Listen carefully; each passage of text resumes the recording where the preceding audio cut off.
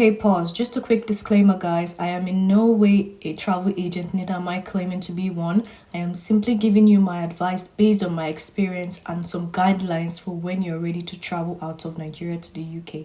So back to the video, guys. Hope you enjoyed the video. Hi guys, welcome back to my channel and welcome if you're new. I am so glad to have you guys back. I am sorry I haven't been posting much. I really miss you guys. I'm sure you miss me too.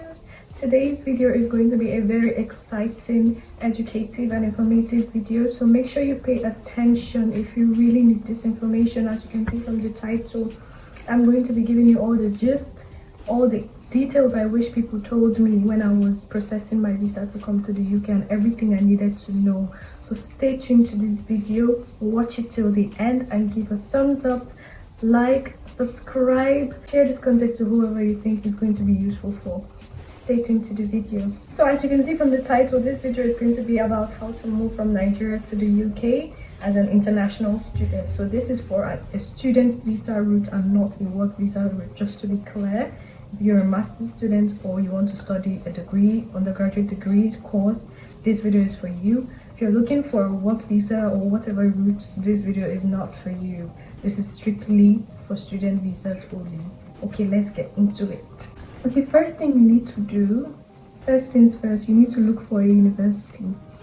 Now when you're looking for a university, you have to search the area you're looking for. Make sure that it's the area that you can afford.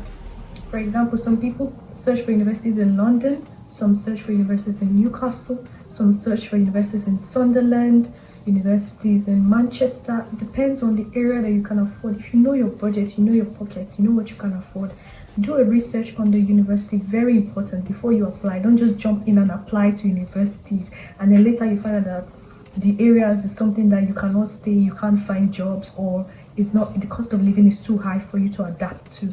Always do your research on your university. Number 2, check for the affordability of the school fees. If the school fees is something that you can afford, make sure that it's something that is within your budget, something that you wouldn't have to struggle or be looking for money to get your school fees whenever it's time for you to pay your school fees. So make sure it's something you can afford as well. Also, while you're doing your search, compare the universities that you are applying for to other universities in terms of their location, transportation, food, cost of living. For example, the cost of living in London is not the same cost of living in Newcastle, not the same cost of living in Manchester, it's not the same cost of living in Sunderland. So you have to be careful and pay attention to what you're doing. Make sure you pay attention to every detail, because these things may come back to bite you later. I'm serious and I'm not joking. Okay, so make sure you pay attention to that. Okay, after you've found a university that you like, after you found a university that you feel like you like the environment, it's going to work for you, you can work in the environment, you can pay the transportation, you can afford to eat, and you can afford to get a part-time job, the next thing you need to do is to apply to that university. Now the application is quite simple. Most universities, you have to apply for January or September intake. Make up your mind on what you want to apply for, if it's January or September. Okay, then you apply for the university, provide all the requirements, provide all the documents, and I highly suggest that you always apply for the universities on time, because just in case you need any extra documents, like let's say you need to collect a reference letter, or you need to collect a transcript from your university or from your secondary school if you're applying for undergraduates, or you need to provide some qualifications, or you would also need to do some school fees payment later on, which is like Form A payment. All these things will take a bite of your time, so make sure you apply on time when you're applying for a course abroad. Okay, after you've applied for this university, right, you're waiting for the decision. Next thing you need to do is start doing research on your flights, dates that you possibly travel on. Yes, it's never too soon to start doing research on your flights, because some flights can take they have some certain requirements, some don't. So in case you want to travel light or you want to travel heavy, which I always advise to travel light, make sure you do your research on things that you need to carry and the flights that you want to take. Check the prices, check your possible date, check the possible prices, have a jotter and write all these things down, the flights you'll be going in, and then do your research on the city that you want to travel to. Make sure you check the cost of living. Calculate mentally, like use your own sense. Calculate how much you would need to spend in a month, in a week, in a day. Try to do all this research before you get there, so that when you get here, you're mentally, financially, and physically ready, because this place is not for dull people. You need to be smart in order to survive in this place. In order to survive in another country, you need to be mentally prepared. Okay, make sure that you check for the house that you want to book, possible houses that you're going to rent close to university. The earlier you're able to book these places and rent them, the better it is for you, because as school resumes, the demand for these places is going to go higher. I'm sure you already know that. So you make sure you are able to book an accommodation before you leave. Do not leave your home country, do not leave Nigeria without securing a place to live. Many people are living in the library, many people are living in the university, many people are living in the church. Make sure that you have all your bookings and your preparations down before you proceed to any other form or any step that you need to go forward. Okay, so now you've gotten your admission. What is the next thing you need to do? First things first, you need to secure your accommodation. The one you've been looking at, make sure they are being booked. Book your flights, because the earlier the better. If you book a later flight, it's going to be much more expensive. Okay, after you've secured your accommodation, make sure you also pay your deposits. The school will possibly need a deposit of £2,000, because mine, I need to pay £2,000 to secure my admission, which was about 1.8 something million naira at that time, which was last year. So you need to pay your school fee deposit, and then you need to start applying for your visa. Congratulations, you've finished the phase of getting an admission. Woohoo, you have an admission. Now let's get down to business. You have to apply for your visa. Okay.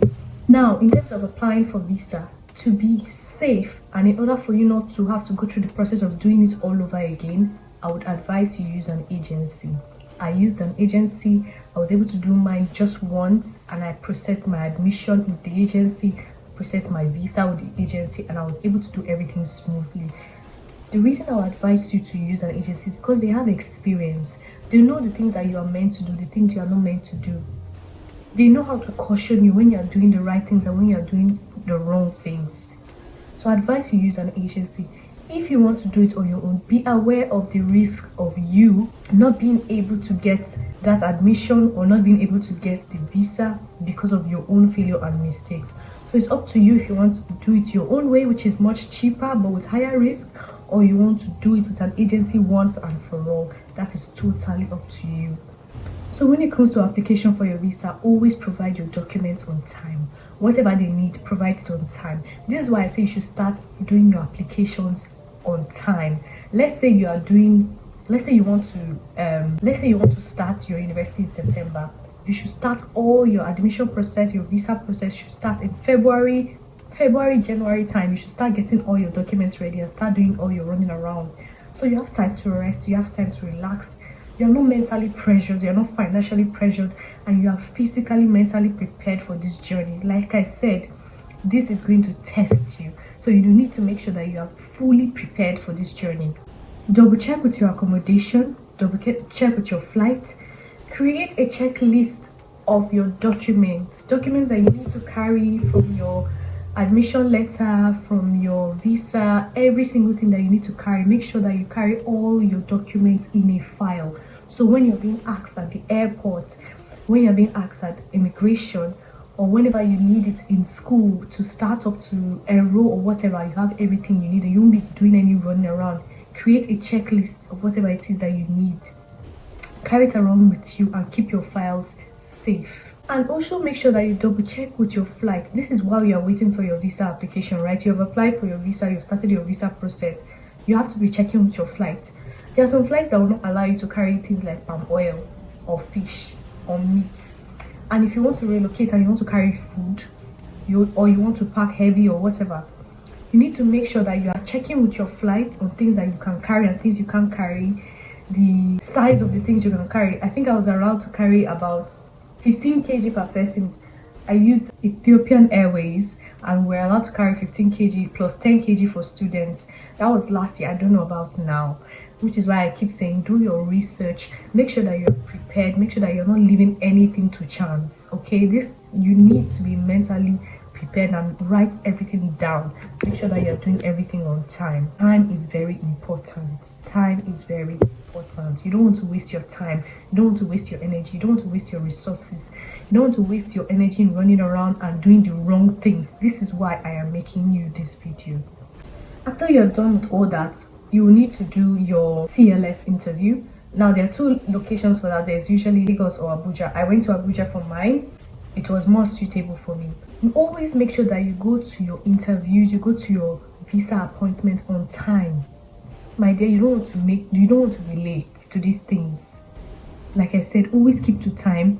Carry all your documents, even the one that you don't need, carry them just in case. Okay? Carry a checklist. Make sure you have extra cash in case there's anything you need to do, or in case there's anything that goes wrong and you need to correct something. And then once you have gotten a letter, you have gotten whatever you need, make sure you cross-check the documents before you leave your visa appointment center. Make sure you cross-check the documents so that these things do not come back and bite you later. Okay? Now, just to recap of everything that I have said, look for a university. Check the university fees and affordability. Check the area that you're going to. Make sure that it's according to your budget. Choose your university and apply. Once you apply, do your research for your flights, for your housing, for transportation. Compare it to other places. Make sure that everything is according to what you can afford. Affordability is very important in this journey. So guys, make sure to refer to this video in every step of your journey, just in case you need a refresher. That is all I have for you guys. In my next video, I'm going to be telling you everything you would need to pack in order for you to travel successfully from Nigeria, especially to the UK. I'll be giving you all the details, what to do and what not to do, so stay tuned for that. Thanks for watching this video, guys. Like, comment and subscribe, and also save this video, share it to your family, your friends, anyone that you know will find this helpful, and I hope to see you in my next video. Bye. Love you. Mwah.